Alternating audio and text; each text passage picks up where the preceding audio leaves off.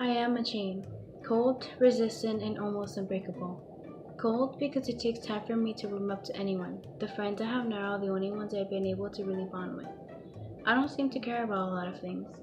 For example, you can say whatever you like about me and I wouldn't even waste my time to think about it. I'm also cold because I don't open up to people and I push away the ones I love the most. I don't want no one to know I'm vulnerable because it makes me feel weak and so uncomfortable. Resistant because I can be put through so much and I'll somehow manage to get through whatever it is. Like life, for example. It's not over yet, but I mean, I'm still alive. Almost unbreakable because I may be strong, but I still have my weaknesses. I'm human and I'm capable of feeling emotions, meaning I can break down at any given moment when things become too much for me to handle.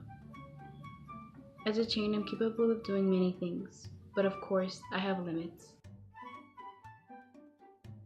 My parents didn't know how to be parents. How could they when they were never shown what a parent was or did?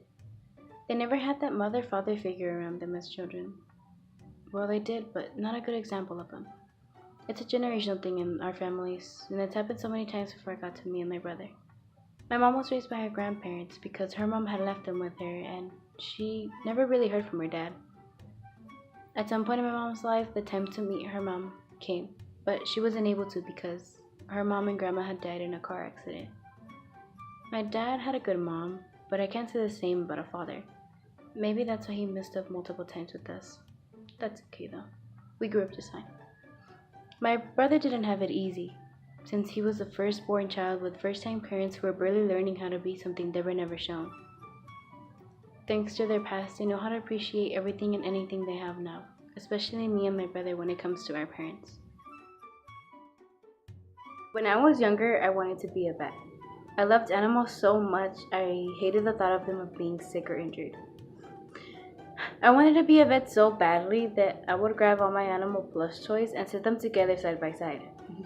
Then grab my Dr. Playset and pretend to heal them.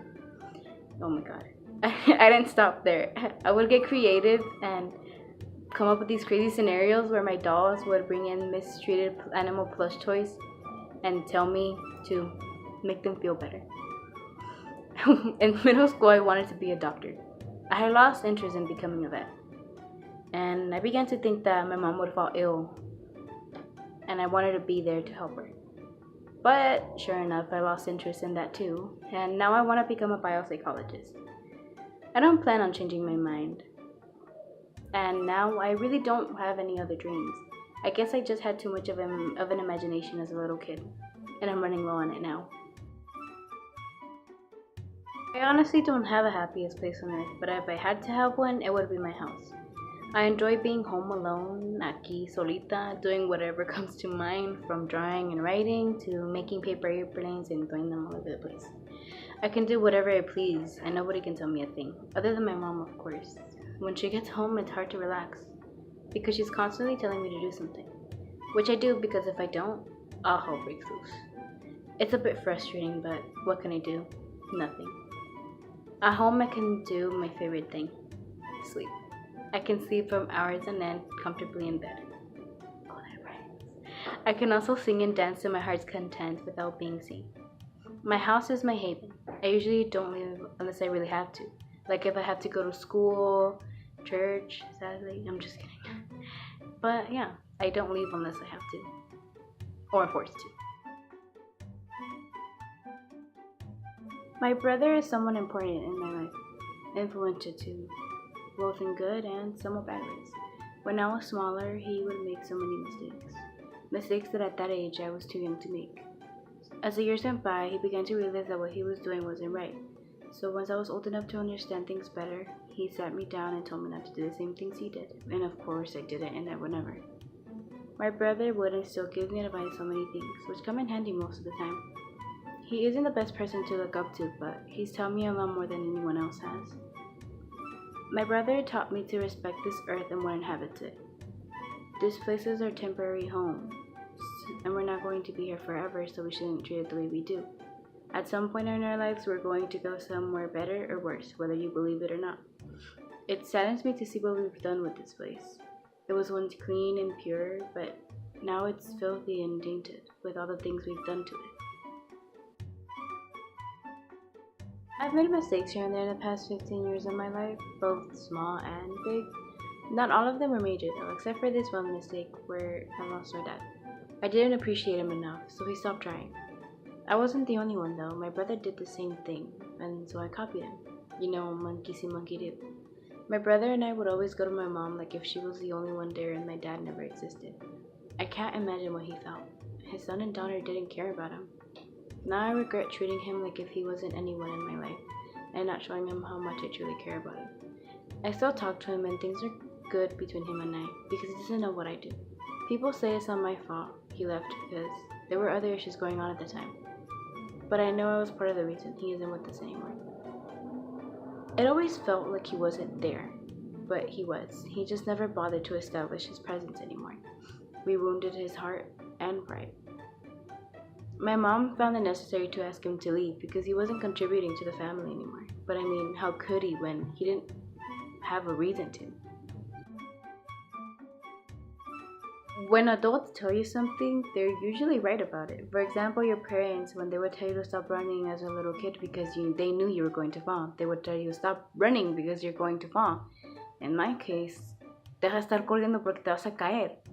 Some of us wouldn't listen and would fall eventually, and then our parents would come and pick us up yelling, I told you you were going to fall, while we cried and looked at our injuries. Adults also give great advice that help us throughout life. I remember this one thing my dad told me a while back. He had told me that not everybody thinks the same way I do. So sooner or later in life I would have to learn how to eventually get my thoughts and ideas through other people without offending them. Thanks to that, I tend to think about things thoroughly before I actually say something. I honestly don't work hard for anything right now. Mostly everything gets handed to me.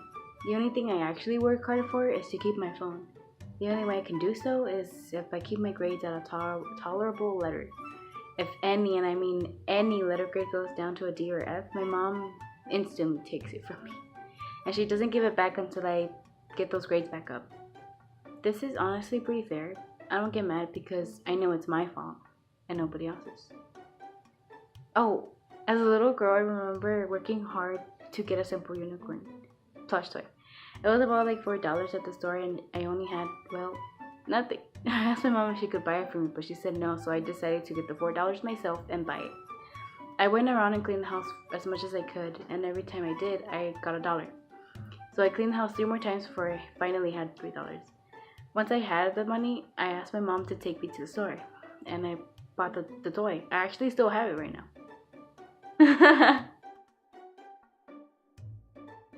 As a little girl, I always wondered why this guy was always so sad and depressed. I would watch Winnie the Pooh most of the time because I really liked it, and I would always see Eeyore looking like he absolutely hated his life. I didn't get it. What was he so sad about? He had great friends that cared about him, and he lived in a nice 100-acre woods. I remember disliking him at some point because of his gloomy personality. As I began to get older, I began to relate to him a lot more. I started to sort of understand the reason to his constant pessimistic attitude. Life gets complicated and your mood just drops. Some people stay positive and optimistic, and others just focus on the negative and become pessimistic. I am pessimistic. I can't focus on anything positive. I wasn't always one, and it's hard to explain how I became one. I always know that it happened, and I'm not even sure how.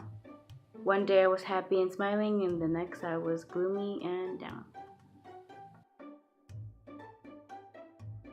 I don't really have anything to tell you. I'm not good at giving out advice and stuff.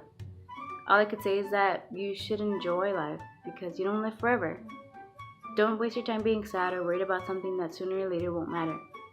Life was meant to be lived, so live it. Just be smart about what you do. Sometimes life can throw crazy stuff at you, but you just gotta move on and forget about it.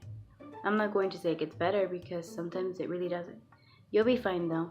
You'll get through whatever it is.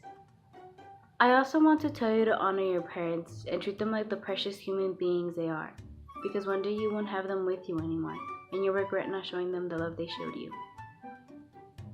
By the way, your skin isn't paper, don't cut it. Your face isn't a mask, don't cover it. Your size isn't a book, don't judge it. And your life isn't a film, so don't end it.